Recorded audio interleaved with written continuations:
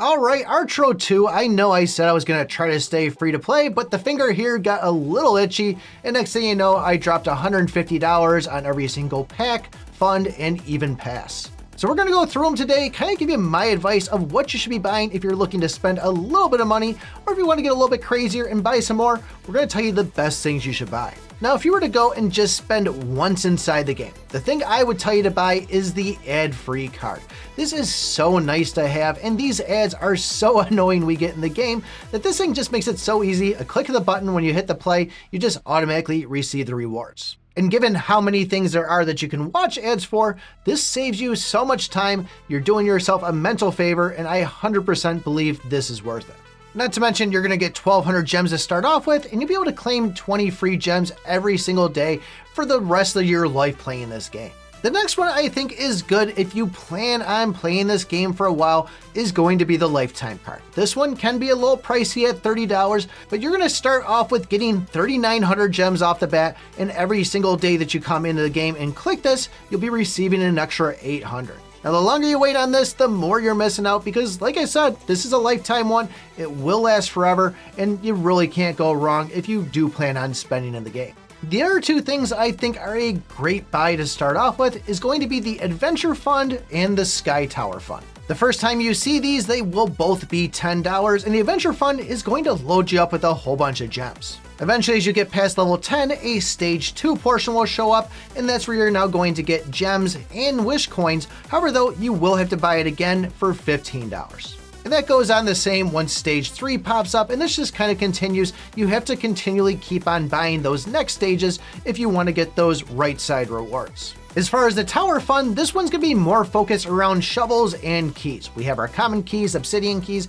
and even chromatic keys in there, which are all going to help you progress in the fact of building up those runes and also getting the gear that you need. Which, by the way, after spending all that money, I was around 35,000 CP before I spent it, and now I'm sitting close to around 62,000. And we got a good amount of S-grade gear and a whole bunch of legendaries. So with how far I was in this account, I did purchase both of the Adventurer funds there, the one for $10 and one for $15.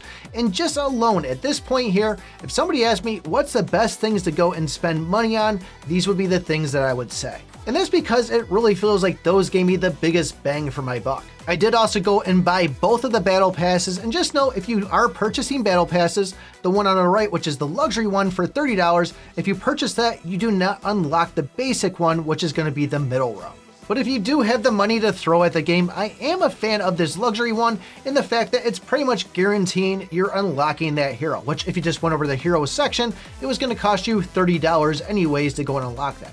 Yes, there's other ways to get shards, you can get them without spending, but still, this is a nice way to give you a jump on the game. For the casual player out there, I believe the advanced one is a fun thing to get. You can get a lot of good stuff out of it, it gives you something to come in and work towards each day, and there usually is some nice things you can get in there. Right now, we do have shards for the harp, which will go and increase your gear stats once you get 10 copies of that, which is also pretty much guaranteed if you are able to complete this. So in other words, if you play the game every day. I know a lot of players out there that will just go and buy the battle passes alone, skip everything I said so far, and that's fine. There's no wrong way to spend the game. This is just what I kind of think is the best deal. I also got the monthly pass, which I also see players get that with the battle pass. That's a good combination, but this is going to be $5. It's going to be limited to 30 days, and then you go and pretty much collect 400 gems every single day. It does hit you with 500 right off the bat, so that's a nice plus. And if you wanted to, you could go and buy this over and over and over, buy 5 of them at a time,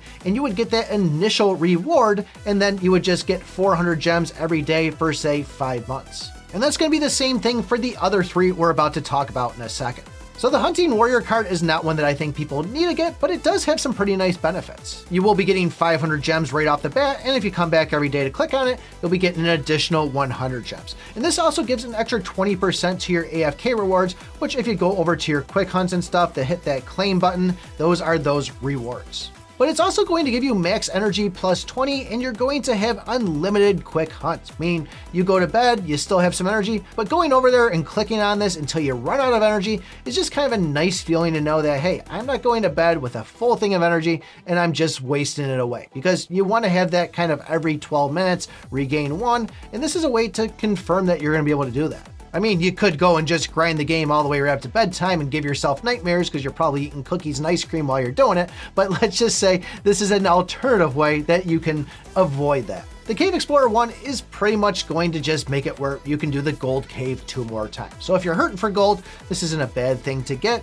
Is it the best thing in the game? I'd say probably not. You are going to get 500 gems right off the bat. There's no like auto every day logging in on that one, but still, we all need some gold. It could be a good thing, and for $5, it's really not too bad when you're spending all this more money. The Sealing Master card is another one that's $5. You will get 500 gems on that, and you will get an extra turn inside the seal battle. What I do like about this, though, is you now have the option to do a quick raid based by what your damage was in your last battle. You hit that, and automatically, you just pretty much saved yourself a couple of minutes. I really don't think those last 3 are anything that's needed, but when you spend 150 bucks, what's an extra $15? And even though they're not really a pass or a fun, I did go and purchase the Newbie pack, which is your $1, $5, or $15. I did buy all 3 of those, and I think really the $15 one is the one that's worth it. And the fact that we're going to get the Dragon Amulet, the S grade, and you can also get the epic artifact, the glass shoe there, which is going to give you some nice extra stats. Not to mention 10 chromatic keys and an epic rune.